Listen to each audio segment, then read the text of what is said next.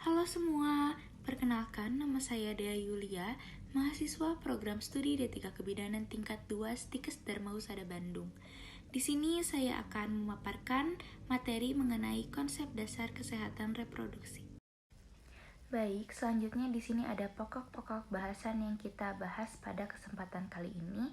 Yang pertama itu ada definisi Kespro menurut WHO, lalu ada definisi kesehatan, definisi reproduksi, 4 komponen Kespro, tujuan serta sasaran Kespro, lalu ada sejarah Kespro.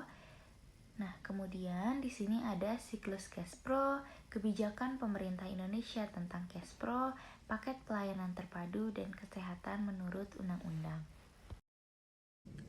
Baik, di sini ada definisi kesehatan reproduksi menurut WHO.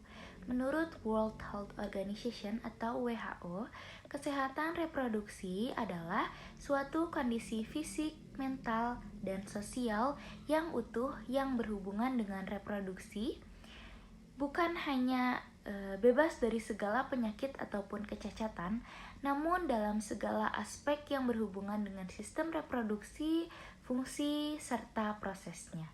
Baik, sebelum kita mempelajari lebih dalam mengenai konsep dasar kesehatan reproduksi ini, kita juga sebelumnya harus mengetahui apa itu definisi kesehatan dan definisi reproduksi.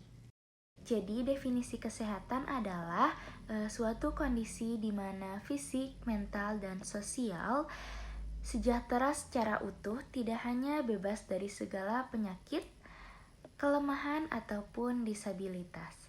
Sedangkan definisi reproduksi merupakan suatu proses biologis yang dilakukan oleh organisme untuk menghasilkan keturunan baru. Baik, selanjutnya adalah kesehatan menurut undang-undang.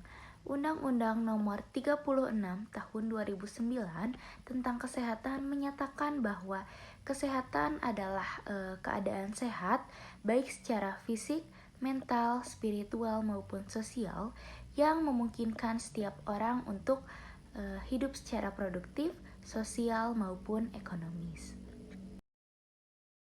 Nah, setelah kita belajar mengenai definisi Kespro menurut WHO, definisi kesehatan, definisi reproduksi, kesehatan menurut undang-undang, kita juga di sini harus mengetahui apa sih 4 komponen Kespro.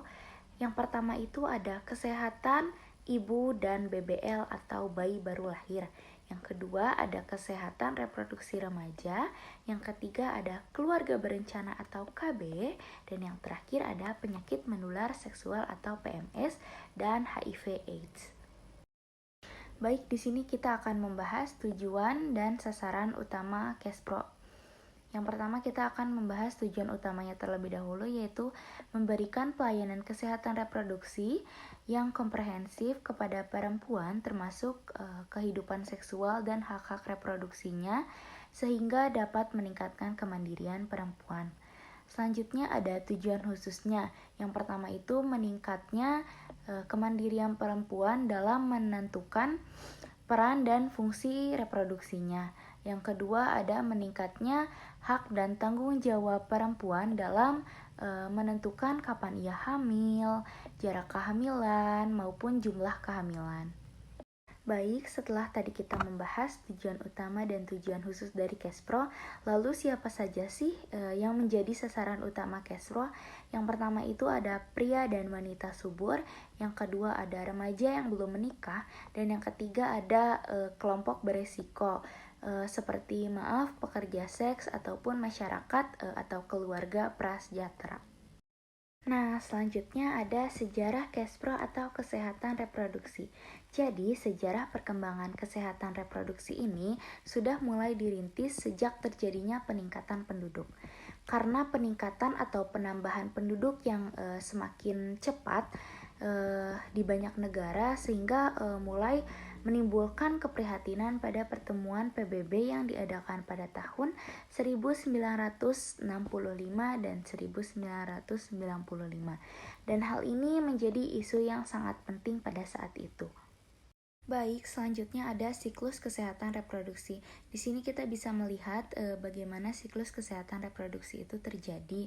Yang pertama itu karena terjadinya konsepsi sehingga ibu hamil dan mengandung janin.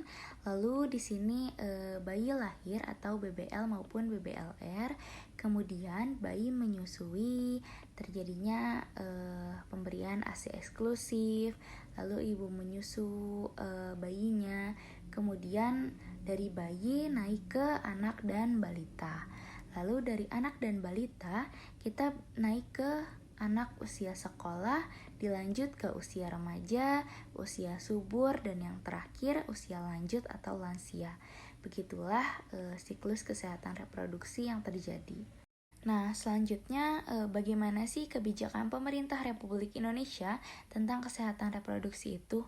Jadi, Peraturan Pemerintah Republik Indonesia Nomor 61 Tahun 2014 tentang Kesehatan Reproduksi atau KESPRO adalah aturan yang pelaksanaannya dari Undang-Undang Nomor 36 Tahun 2009 tentang kesehatan yang tadi sudah dijelaskan.